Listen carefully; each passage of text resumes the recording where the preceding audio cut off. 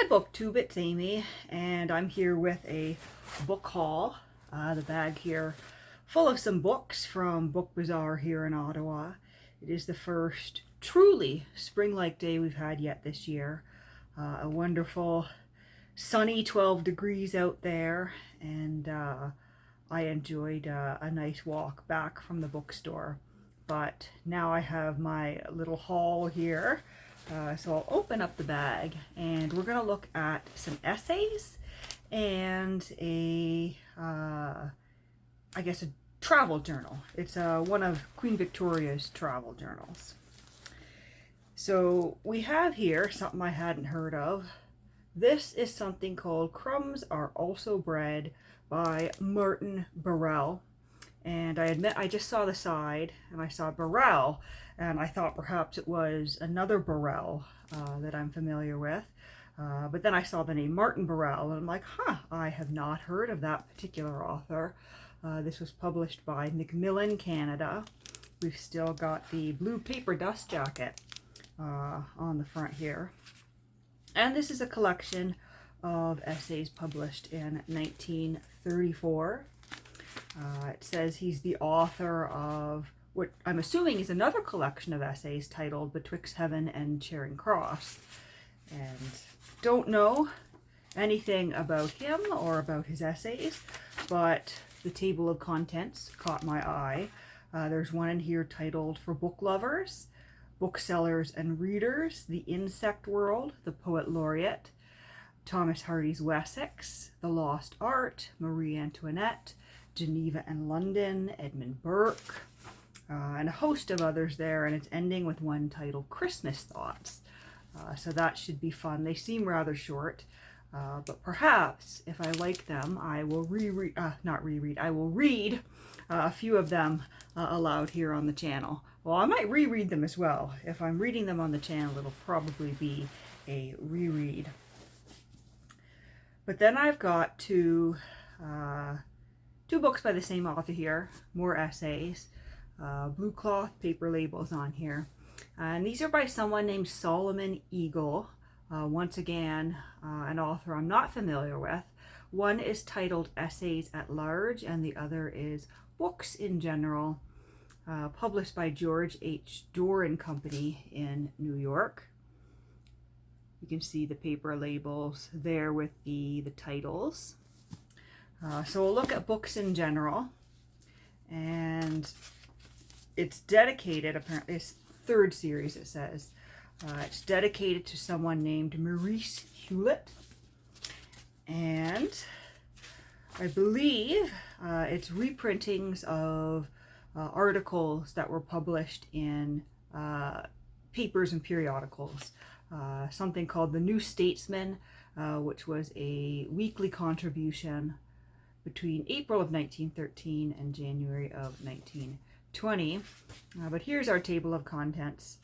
And we've got essays on English poets, on football, and I took a peek, and we're not talking about American football with the brown ball they throw. We're talking about football in the rest of the world with the ball they kick. Swinburne's Defects, Why Write a Bad Hand, The Deaths of the Philosophers, Pacifism in Poetry, The Treaty of Versailles, Notes on Shakespeare, Literary Publicity in the Future, The Trials of Booksellers, Ruskin, and a number of other interesting sounding titles there. So that's one by the author, Essays at Large, as I said, same author. And we'll open it up here.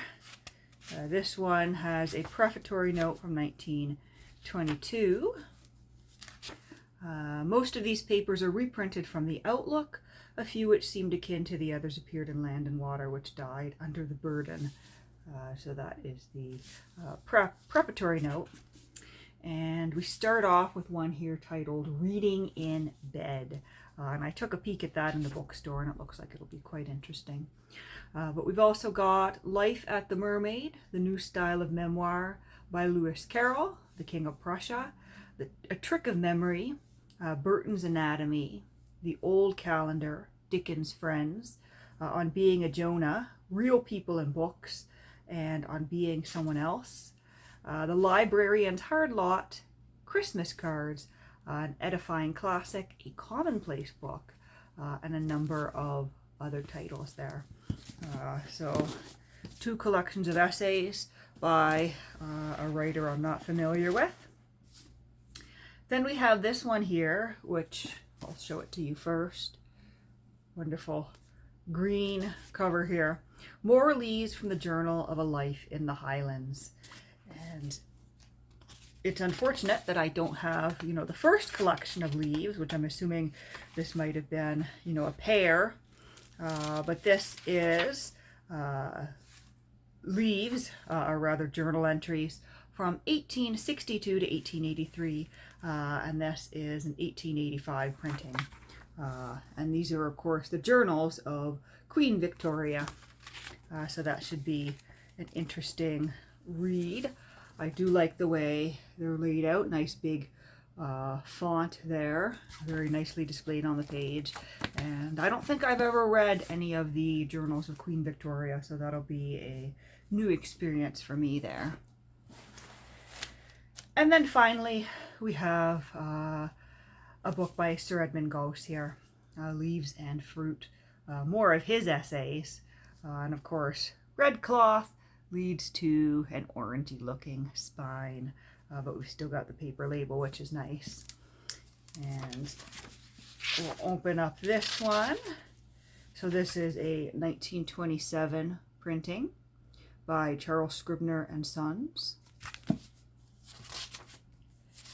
dedicated to Lytton Strachey, or Strachey.